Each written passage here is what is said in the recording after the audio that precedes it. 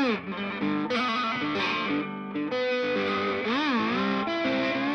1956, Elvis Presley became the biggest star in rock and roll I'd ever seen. At his side was my mom, Trudy Forsher, a middle-aged Viennese-born housewife. Well, I walked in the first day, and when I went to the gate, it was 20th Century Fox. And we were getting ready to do Love Me Tender. And when I went to the gate, they said, "Oh, casting? Are you here for a casting interview?" And I said, "No, I'm not here for a casting interview. I'm here, I'm going to be Elvis Presley's and Colonel Parker's secretary." They said, "Oh, who is Elvis Presley?" One of the guards asked me. So I said, "Well, if you don't know now, you'll know very soon."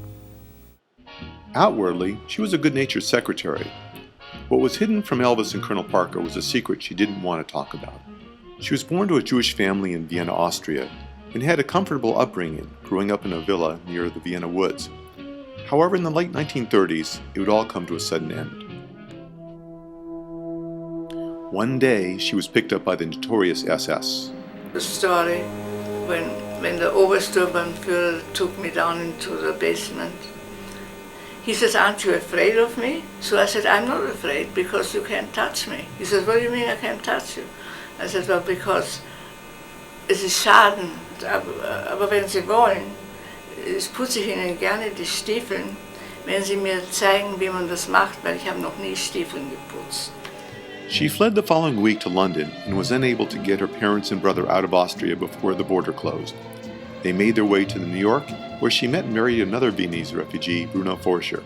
They soon moved to Los Angeles, where she fell in love with Hollywood during an appearance on the hit TV show It Pays to Be Married. Forsher, what'd you say to him? Well, I said, "I think I'm going to live in New York." So he said, "Why?" And I said, "Well, because I prefer it." So he says, "Well, why don't you live with me?" So I said, "What?" She decided that she wanted to be a writer and began looking for topics to write about. A family friend knew the manager of an up-and-coming singer named Elvis Presley. I had never seen him before, and there he stood on the stage, you know, there he stood, and with his guitar and nothing, just the stage and Elvis and his guitar, and he sang, and it really projected.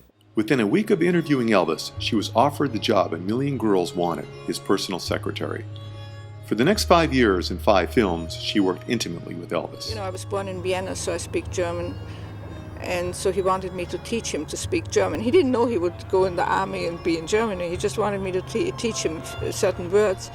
And then whenever he got finished with the lesson, he would say, "Danke."